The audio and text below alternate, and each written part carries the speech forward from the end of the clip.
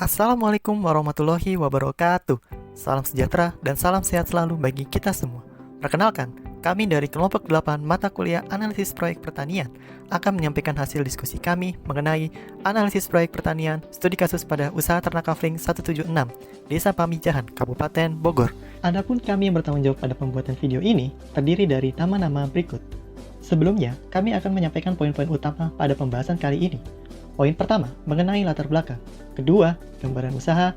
Kemudian ada aspek non-finansial usaha, serta aspek finansial usaha. Dan yang terakhir, tentang analisis SWOT. Poin pertama yang akan menjadi fokus pembahasan kita terlebih dahulu adalah latar belakang. Ada beberapa hal yang menandasi kami untuk mengangkat tema ini. Pertama, tingkat konsumsi produk susu di Indonesia termasuk tinggi. Tercatat di tahun 2011, tingkat konsumsi mencapai 11,09 liter per kapita. Dan setahun setelahnya, di tahun 2012 pun jumlah tersebut meningkat menjadi 14,6 liter per kapita.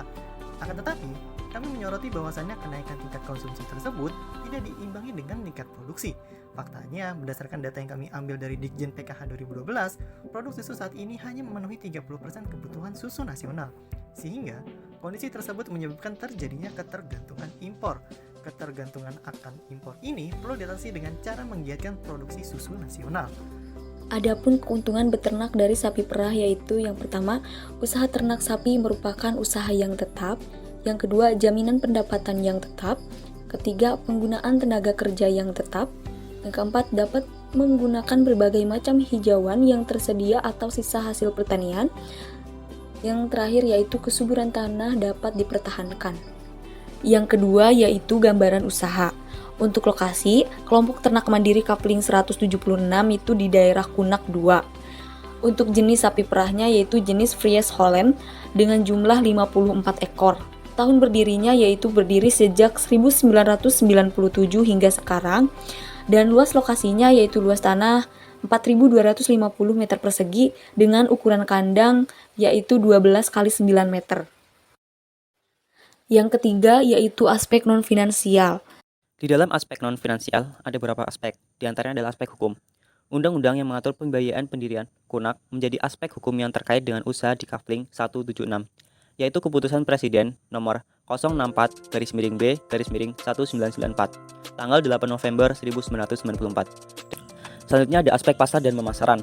Pemasaran yang dilakukan terbatas di KPS Bogor dan di daerah sekitar.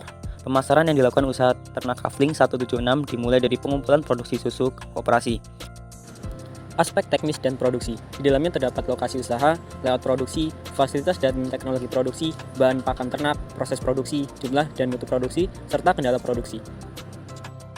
Selanjutnya ada aspek manajemen, organisasi, dan sumber daya manusia. Sistem manajemen yang diterapkan dalam usaha ternak Kafling 176 masih sederhana. Hal tersebut dikarenakan belum ada pembagian khusus untuk bagian-bagian seperti keuangan, produksi, maupun pemasaran secara terpisah. Pemilik usaha bertindak sebagai pengelola secara langsung dan menangani bagian keuangan, tenaga produksi, dan pemasaran. Selain pemilik, pihak yang terlibat dalam usaha ternak sapi perah adalah petugas kandang. Secara umum, satu orang petugas kandang mampu mengurus 10-12 ekor sapi perah. Pada kasus Kafling 176, tenaga kerja yang digunakan yaitu sebanyak 3 orang, dengan gaji sebesar 1 juta per orang tiap bulannya. Kemudian, aspek sosial ekonomi. Keberadaan usaha ternak Kafling 176 membantu mengurangi pengangguran dengan cara memberikan lapangan kerja kepada warga sekitar. Munculnya pekerjaan lain seperti penjual jerami ataupun jasa pengarit rumput merupakan dampak lain dari keberadaan usaha ternak sapi perah. Selain itu, infrastruktur yang ada akibat pembangunan daerah Kunak seperti jalan, aspal, jembatan, drainase, suplai air, listrik, dan musola juga menambah kesejahteraan warga sekitar. Terakhir ada aspek lingkungan. Limbah dari usaha ternak akan memberikan dampak kepada lingkungan. Oleh karena itu, dibutuhkan sistem pengelola yang tepat agar limbah tersebut tidak mencemari lingkungan. Limbah kotoran ternak yang dihasilkan oleh setiap ekor sapi perah adalah sebanyak 20 kg per hari. Namun, pada usaha ternak ini kotoran sapi masih terbatas pengolahannya, yaitu dengan mengalirkan kotoran ke ladang rumput melalui saluran kecil, sehingga berpotensi menimbulkan pencemaran lingkungan berupa bau tidak sedap dan pencemaran air tanah. Selanjutnya ada aspek finansial. Di dalamnya akan diasumsikan lagi analisis keuangan, baik di saat kondisi saat ini maupun kondisi pengembangan. Yang akan dilihat biaya-biaya yang digunakan maupun penerimaan yang akan didapat. Untuk aspek finansial yang pertama yaitu ada asumsi analisis keuangan. Adapun asumsi yang digunakan pada pengembangan usaha ternak yang berdiri pada tahun 1997 ini adalah yang pertama periode analisis selama 5 tahun yaitu dimulai pada tahun 2013 sampai 2018, hari kerja per bulan 30 hari, bulan kerja per tahun 12 bulan, dan masa laktasi 10 bulan. Adapun sapi yang berada dalam masa laktasi sebanyak 19 ekor. Yang kedua, THR diperhitungkan pada biaya variabel.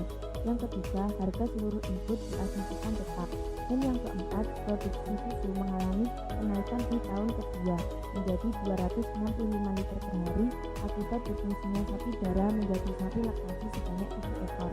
Yang kelima, penjualan sapi akhir dan dewasa dilakukan hingga tahun ketiga. Hal ini disesuaikan dengan jumlah sapi terkini yang dimiliki usaha. Yang keenam, penyuntikan menggunakan metode garis lurus.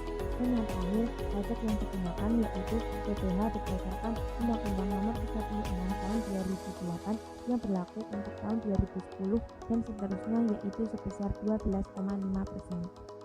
Untuk aspek finansial yang kedua yaitu ada kondisi pengembangan.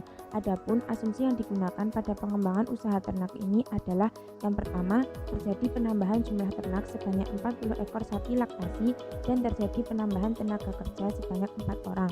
Selanjutnya, gaji tenaga kerja mengalami kenaikan sebesar 15% dan terdapat THR di akhir tahun sebesar 1 kali gaji. Gaji pemilik diasumsikan sebesar 2.500.000 per bulan dan harga susu mengalami kenaikan mulai dari tahun pertama sebesar 15% dan harga input mengalami kenaikan akibat adanya kenaikan harga BBM yang digunakan.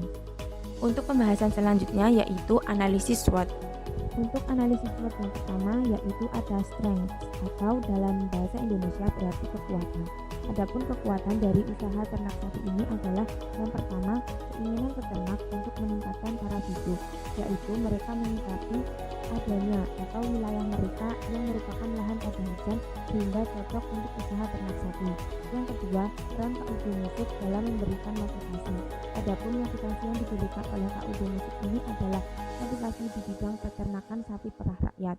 KUD juga memberikan bimbingan dan pembinaan teknis pengembangan sapi perah, sehingga hal ini dimanfaatkan oleh warga untuk membuka usaha ternak sapi. Dan yang ketiga, yaitu peran pemerintah dalam memberikan inseminasi buatan murni FH dan embrio transfer kepada peternak. Analisis SWOT yang selanjutnya yaitu kelemahan atau weakness. Kelemahan yang pertama yaitu lemahnya manajemen usaha. Hal ini dilihat dari manajemen dan kebersihan kandang yang tidak representatif. Selain itu, peternak mengawinkan sapi perahnya menggunakan bibit yang tidak sejenis, sehingga merusak gen dan kemurnian dari keturunan sapi perah. Kelemahan yang kedua, sapi perah yang diusahakan keturunan FH dengan kualitas rendah. Hal ini dilihat dari produktivitas dari seekor sapi perah yang berkurang. Yang ketiga yaitu standar kualitas susu yang diproduksi peternak masih di bawah standar minimum yang telah ditetapkan. Yang keempat, harga pakan yang terus meningkat. Padahal komponen pakan ini menentukan besarnya jumlah susu segar yang diperoleh. Dan yang kelima, kesulitan air dan pakan hijau di musim kemarau, yang juga berdampak terhadap jumlah susu yang dihasilkan. Analisis selanjutnya yaitu peluang atau opportunities. Peluang yang pertama, meningkatnya status ekonomi masyarakat. Hal ini juga menyebabkan peningkatan pada pola konsumsi masyarakat untuk kelompok protein hewani termasuk susu. Peluang kedua, bertambahnya jumlah industri pengolahan susu yang mengolah susu bubuk skim dan minyak mentega impor menjadi susu penuh. Kemudian, peluang yang ketiga yaitu harga susu segar yang menjanjikan, yaitu mencapai Rp2.300 sampai Rp2.500 per liter. Dan peluang yang keempat yaitu permintaan produk olahan susu yang meningkat. Analisis SWOT yang terakhir adalah ancaman atau threats. Ancaman pertama, harga susu impor lebih murah. Hal ini menyebabkan industri pengolahan susu lebih memilih susu impor karena dapat menekan biaya produksi. Jika keadaan ini dibiarkan secara terus-menerus, jelas akan mengancam peternak dalam negeri. Kemudian, ancaman yang kedua yaitu berbagai produk susu impor telah membanjiri pasar dalam negeri, yang menyebabkan persaingan ketat antara industri pengolahan susu dalam negeri dengan produsen susu dari luar negeri. Kemudian, ancaman yang terakhir adalah dihapuskannya kebijakan pemerintah mengenai BUSEP atau bukti serap.